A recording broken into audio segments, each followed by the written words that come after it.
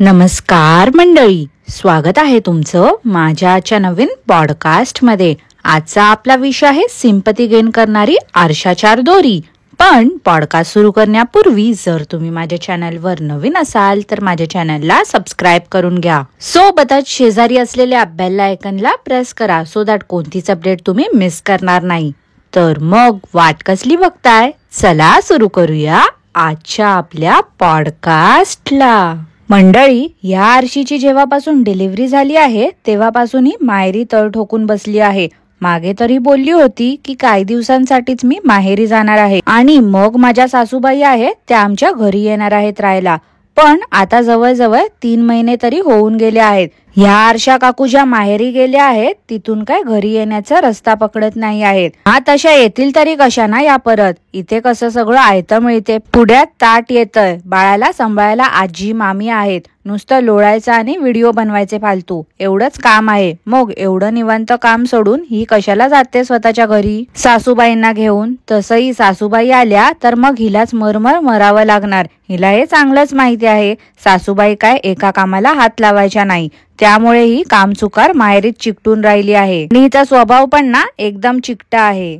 एक नंबरची कंजूस बाई आहे ही। त्या बिचाऱ्या वहिनीला तर हिने वहिनी कमी आणि मोलकरीनच जास्त बनवून ठेवलंय। आधीच तिची 2 मुलं, सासू सासरे नवरा यांचं सगळं तिला करावं लागते, त्यात ही गेली आहे स्वतःच्या 2 मुलांना घेऊन। त्या वहिनीला जरा मदत करावी तर नाही, तिचा नुसता वापर करून घेते। कसलंही प्रमोशन असलं की त्या वहिनीलाच बकरा बनवते। ह्या आरशीच्या रडूबाई सारख्या आवाजावरती अजिबात जाऊ नका मंडळी, एक नंबरची ढोंगी आहे ही। आता एवढे वेळा बोलून पण नाहीच, सुधारणाऱ्यातली नाही आहे। मिसलिडिंग टायटल आणि थंबनेल ठेवणं काय बंद करतच नाही आहे। कितीतरी वेळा मी यावर बोलली असेन, पण नाही, सुधारणाऱ्यातली ही आरशी नाही आहे। असे मिसलिडिंग टायटल ठेवून लोकांच्या भावनांशी खेळून हिला नेमकं कसलं आसुरी आनंद मिळतोय देव जाणे। पैशासाठी वाटेल ते करेल ही रडूबाई। हिचे व्हिडिओज एवढे बोरिंग असतात तरी लोक कसे काय बघतात ना, कमालच वाटते मला त्यांची। यार म्हणजे एक वेळ त्या किरकिड्याचे व्हिडिओ लोक बघतात ते समजू शकते मी, खूप जास्त फनी असतात म्हणून, पण हिचे व्हिडिओ बघणं म्हणजे मेंटल टॉर्चर आहे, टॉर्चर। युट्यूब वरती फक्त हिचा चॅनल उरला ना कधी तरीही मी तो नॉट इंटरेस्टेड मध्ये टाकेन, एवढा कंटाळा येतो मला हिचे रडके व्हिडिओ बघायला। बाळ झाल्यापासून नुसतं बाळाने हे केलं, बाळाने ते केलं, बाळामुळे झोपायला नाही मिळालं, बाळामुळे जेवायला नाही मिळालं, नुसतं ब्लेम करत असते त्या बाळाला। अरे बाळ म्हटलं की हे सगळं येणारच ना, त्या एवढ्याशा 2-3 महिन्याच्या जीवाला दोष देऊन काय उपयोग आहे का मला सांगा मंडळी। आणि त्या सटव्यावाल्या व्हिडिओ मध्ये तर कमालच झाली। त्या भिकूच्या सटव्या ह्या लोकांनी 5-6 वर्षात केल्याच नाही आहेत, तर कोणाकोणाचं सुतक होतं म्हणून। अरे म्हणजे काय आहे, 5 वर्षापासून काय कंटिन्यू यांच्याकडे सुतकच लागलेलं होतं का? काही पकवत बसतात यार हे लोक। आणि जर सटव्या केल्याशिवाय मुलं कुठे जाऊ नाही शकत तर मग त्याला या लोकांनी काकूंच्या डिलिव्हरी झाल्यानंतर कोल्हापूरला कसं काय आणलं होतं? आणि बाळाला पण तर या लोकांनी एवढं झाल्या गावी नेलं, ते चालते का? कसे खोटं बोलतात यार हे लोक। सटव्या केल्याशिवाय दोन्ही मुलं इकडे तिकडे फिरली आहेत तरी पण हे लोक बोलतात काय तर सटव्या केल्याशिवाय बाळ बाहेर नाही जाऊ शकत।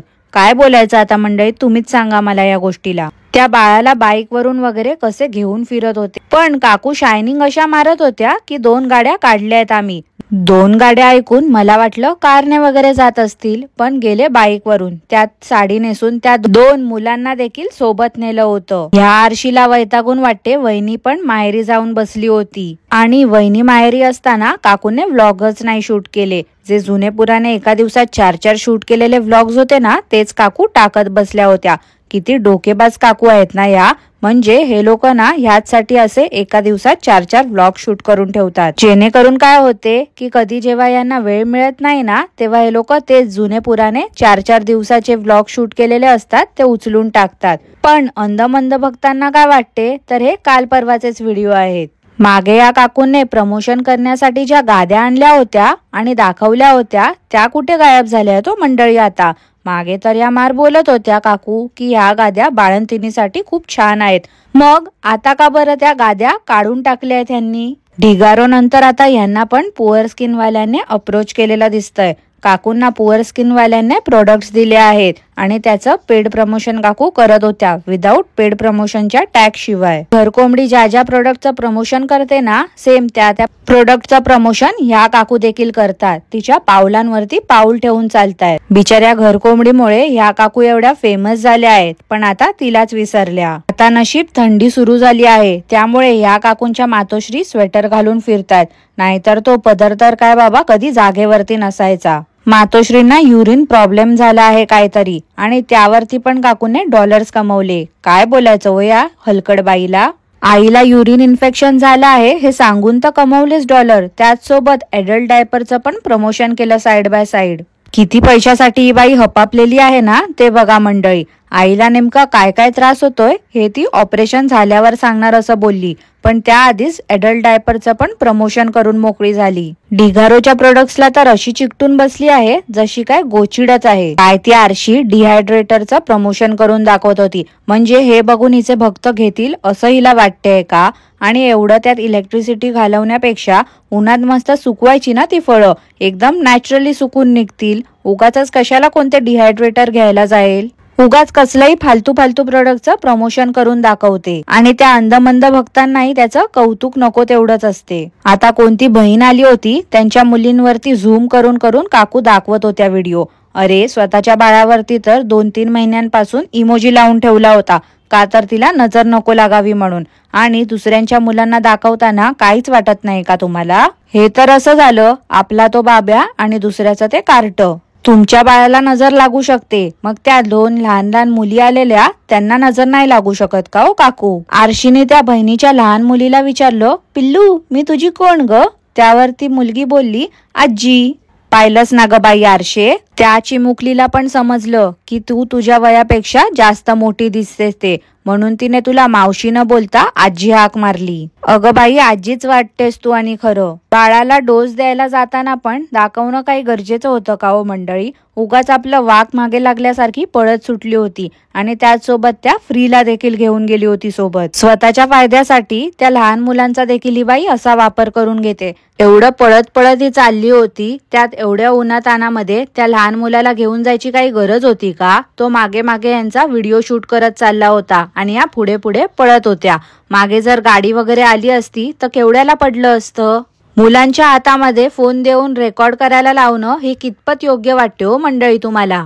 तुम्हाला जर व्हिडिओ बनवायचे तर बनवा ना, पण त्यासाठी त्या मुलांचा कशाला वापर करताय तुम्ही. त्या बिचाऱ्या आईला एवढं बरं नाही आहे म्हणून सांगते, तरी पण तिला जेवण वगैरे बनवायला लावते, आणि स्वतः मात्र हातामध्ये कॅमेरा घेऊन इकडे तिकडे नाचकाम करत असते. अगं बाई आरशे, तुला लाज वाटते का ग लाज. एवढ्या म्हाताऱ्या बाईला तू जेवण बनवायला तिथे उभं करतेस, आणि स्वतः मात्र काडीचंही काम नाही करत. किती दिवस असं फुकटचं खाणार आहेस, थोडी तरी मदत करत जा त्यांना. एक दिवस गेला रे गेला की दुसऱ्या दिवशी ढिगारोचं प्रमोशन हे येतच हिच्याकडे. ढिगारोचं प्रमोशन काय संपत नाही आहे या बाईचं. त्या कॉफी मशीनचं पण काय ते कौतुक करत बसली होती.